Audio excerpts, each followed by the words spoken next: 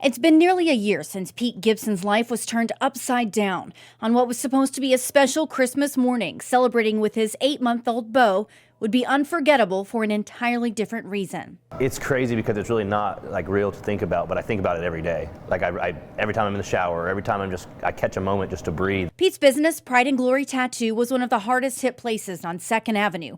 So bad, he still hasn't been able to go inside. Tried to get by down 2nd, like the normal way I would get to work. And I just saw a couple police officers I talked to. One of them actually gave me a hug. So I knew right then it was like pretty bad. And I tried for like an hour trying to get through all different ways, tried to talk to people, and no one really knew anything what was going on. It was just a mess all morning. It was kind of a big blur, but the last time I was down at the shop was Christmas Eve, and that's the last time I got to go in the shop.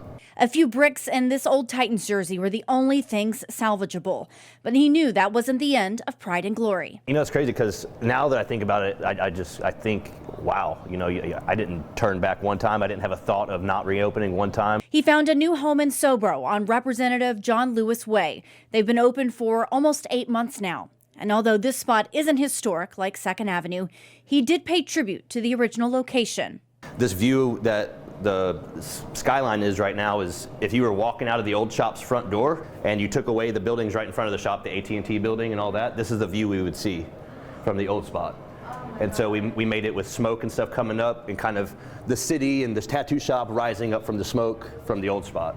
In addition to catching his breath when he thinks about what happened that day, he's also reminded of the outpouring of support he's received. I think about that every day as well, you know, and it's just, it's amazing. The community of Nashville, the people who live here and work down here, the police officers, everybody throughout that whole tragic, bomb. It was, and it still is, just overwhelming. And that's the spirit behind Pride and Glory, no matter where the building is. There's nothing stronger. I mean, there's like, through this whole process, I have wrapped my arms around Nashville even more than I already have, which I think a testament to why all this happened and came back to us is because I poured my heart out in Nashville and to all the people here, and I'll never stop doing that. Nikki Burdine, News 2.